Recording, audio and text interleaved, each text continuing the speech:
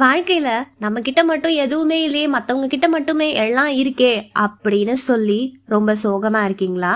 இல்ல வேற பிரச்சனை நமக்கு மட்டும்தான் இருக்கு, மத்தவங்களுக்கு எந்த பிரச்சனையுமே இல்லைன்னு சொல்லி நீங்க நினைக்கிறீங்களா? ஆனா அப்படிதான் இல்லை. எல்லாருக்குமே அவங்க அவங்களோட வேலையில ஏதாவது ஒரு சில பிரச்சனைகள் அவங்க அவங்களோட அந்த நிலைக்கு ஏற்ப இருந்துகிட்டே தான் இருக்கு. இதற்கு எடுத்துக்காட்டா தான் இன்னைக்கு நாம ஒரு கதையை பார்க்க போறோம். பீந்து போன செருப்பு. ஒரு விறகு வெட்டி ஒருத்தர் ஒரு ஊர்ல வாழ்ந்துகிட்டு இருக்காரு. அவரு அன்னன்னைய பொழுதுல வெற்ற விறக வித்தாதான் அவருக்கு அன்னைக்கு வீட்டில் சாப்பாடே சாப்பிட முடியும்.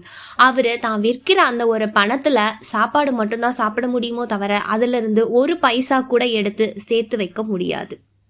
இப்போ அந்த நபர் ரொம்ப பெரிய வேதனையில இருக்காது. அந்த நேரத்துல அவரோட காலில் ஏற்கனவே நலிஞ்சு நொந்து போயிருந்த அந்த செருப்பும் அவருக்கு டாட்டா காட்டிட்டு பிஞ்சு போகுது. அவரும் அதை எப்படியாவது சரி செஞ்சு போட்டுடலான்னு முயற்சி செய்கிறாரு. ஆனால் அங்கே எதுவுமே எடுபடலை. ஏன்னா அங்கே தைக்கிறதுக்கு கூட எந்த இடமும் இல்லை. அந்த அளவுக்கு அந்த செருப்பு முள்ளு குத்தி குத்தி குத்தி அவ்வளோ பிஞ்சு போய் இருக்கு. இது பார்த்தா இதுக்கு இனிமே இதை பயன்படுத்தவே முடியாது அப்படின்னு அந்த விறகு வெட்டியே யோசிச்சு அதை தூக்கியும் போடுறாரு. இப்போ வேற வழியே கிடையாது இல்லையா? அவர் போய் விறகு வெட்டினா தானே அவருக்கு சாப்பாடு. அதனால அவர் மறுபடியும் விறகு வெட்ட போறாரு. ஆனா அவரோட காலில் செருப்பு இல்லாதனால அங்க இருக்க முள்ளெல்லாம் அவரோட காலை நல்லா பதம் பார்க்குது. அவரும் வேறு வழி இல்லாம அன்னைய பொழுதை எப்படியாச்சும் சமாளிச்சுட்டு வந்துடுறாரு. அடுத்த நாளாச்சும் எப்படியாவது இன்னைக்கு வர காசுல கொஞ்சமாவது காசை எடுத்து ஒரு செருப்பு வாங்கிடணும் அப்படின்னு நினைக்கிறாரு. ஆனால் கிடைக்கிறதே சொற்ப பணம் இல்லையா? அதை எடுத்துட்டு போனாதான் அவர் வீட்டில் இருக்க குழந்தைங்களுக்கு சாப்பாடு மட்டும் தான் வாங்க முடியுது. இப்படியே அடுத்தடுத்த நாளும் போய் ஒரு கட்டத்தில் பார்த்தா ஒரு மாச கணக்கையும் தாண்டி போய்கிட்டே இருக்குது. இப்போ அந்த விறகு வெட்டியோட காலில் அந்த முள்ளு படாத இடமே இல்லைன்னு சொல்கிற அளவுக்கு இருக்கிற எல்லா முள்ளும் குத்திடுது. அந்த அளவுக்கு அவருக்கு காலும் வலிக்குது. இப்போ அவருக்கு திடீர்னு என்னமோ தெரியல, கடவுள் மேலே அப்படி ஒரு கோபம் வருது. நான் உங்ககிட்ட என்னையா கேட்டேன்? நான் ஏதாச்சும் ஆடம்பரமாக கேட்டேன்? இருக்கிற அந்த வெயிலுக்கு ஒரு செருப்பு வாங்குற அளவுக்கு எனக்கு ஒரு வருமானத்தை கொடுத்தானே கேட்டேன். அப்படின்னா தானே அந்த செருப்பு இருந்தால் தானே அடுத்த நாள் வேலையை பார்க்க முடியும்.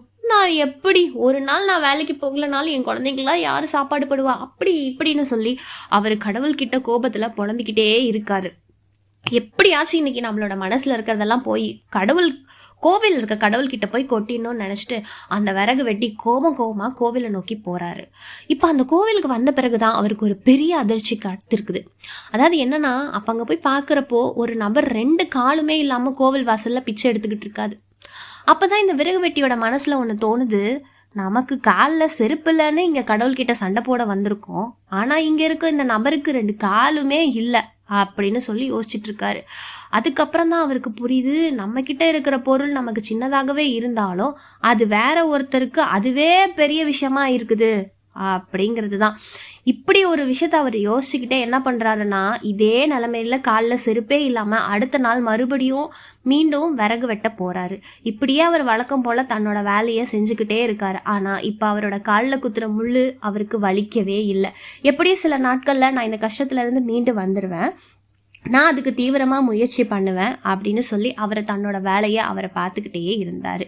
இப்போ இந்த ஒரு கதையிலேருந்து என்ன நமக்கு தெரியுதுன்னா, நாம் என்னதான் பல கஷ்டங்கள் வந்தாலும் சோர்ந்து போய் உட்காரவே கூடாது. அந்த கஷ்டம் எல்லாமே நம்மளுடைய தலையில் உட்காந்து கும்மாளம் போடும், கூடு கட்டி ஆடக்கூட செய்யும், என்ன வேணாலும் பண்ணும். ஆனால் நாம் அதை எல்லாத்தையும் கடந்து நம்மளோட வாழ்க்கையில் நம்ம அடுத்து என்ன செய்ய வேண்டுங்கிறத யோசித்து ஒரு 10 படி நாம் முன்னாடி எடுத்து வைக்க ஆரம்பித்தோன்னா வெற்றிங்கிறது நம்ம பின்னாடி ஓடி வந்துடும்.